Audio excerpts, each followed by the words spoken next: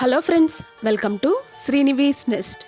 ఇవాల్టి వీడియోలో పూలతో బ్యాక్డ్రాప్ డెకరేషన్ మనమే ఇంట్లో ఈజీగా చేసుకోవచ్చు.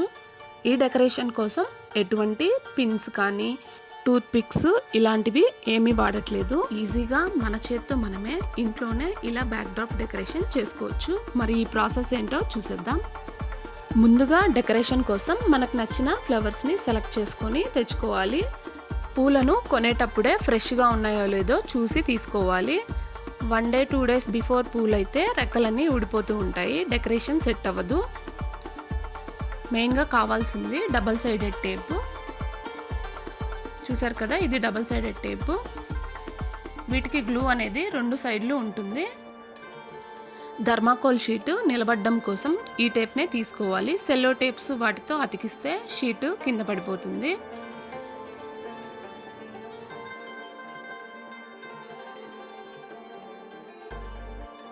ఈ డెకరేషన్ కోసం థర్మాకోల్ షీట్స్ని తీసుకోవాలి.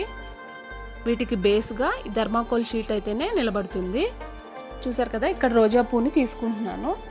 దానికి కొద్దిగా కాడని కట్ చేసి డైరెక్ట్గా షీట్ పైన గుచ్చేసుకోవాలి. ఇక్కడ నేను పిన్ కూడా ఏమీ పెట్టలేదు, డైరెక్ట్గా అలా గుచ్చితే నిలబడుతుంది. ఈ పూలు నిలబడడం కోసం పిన్స్ కూడా ఏమీ పెట్టట్లేదు. డెకరేషన్ అయిపోయాక ఇవి పడేస్తే ఆవులు అవి తిని వాటికి ప్రాబ్లం అవుతుంది కాబట్టి అలాంటివి ఏమీ వాడకూడదు. నార్మల్గా ఇలాగే డైరెక్ట్గా పెట్టుకోవచ్చు. ఇక్కడ నేను చామంతి పువ్వు కూడా పెట్టి చూపిస్తాను. చూసారు కదా, ఇలాగే చామంతి పువ్వును కూడా కాడని కొద్దిగా కట్ చేసుకొని డైరెక్ట్గా థర్మాకోల్ షీట్ పైన పెట్టి ఇలా గుచ్చితే నిలబడిపోతుంది. ఈ డెకరేషన్ కోసం మెయిన్గా కాడలు బాగా గట్టిగా ఉన్నాయి పూలనే సెలెక్ట్ చేసుకోవాలి. కాడలు డెలికేట్గా ఉన్నాయంటే పూలు నిలబడవు. చూసారు కదా, ఈ పూలన్నీ నేను అలాగే అరేంజ్ చేశాను. డిజైన్ అనేది మనకు నచ్చినట్లు ఎలా అయినా పెట్టుకోవచ్చు.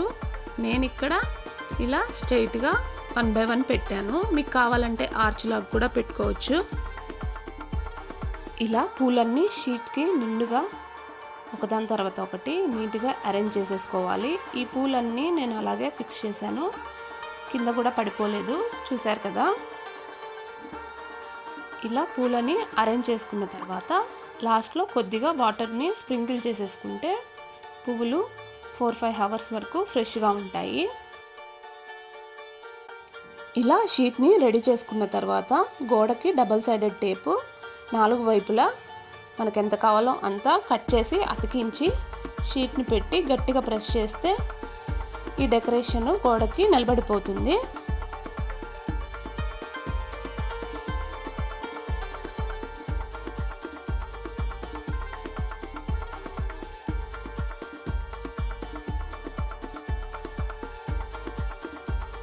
చూసారు కదా, ఇలా సింపుల్గా మనమే ఈజీగా ఇంట్లోనే డెకరేషన్ చేసేసుకోవచ్చు. ఈ ఐడియా మీకు నచ్చిందనే అనుకుంటున్నాను. ఈ డెకరేషన్ మీకు నచ్చినట్లయితే నా వీడియోని లైక్ చేయండి. మరిన్ని మంచి వీడియోస్ కోసం మా ఛానల్ని please like, share and subscribe. Thank you.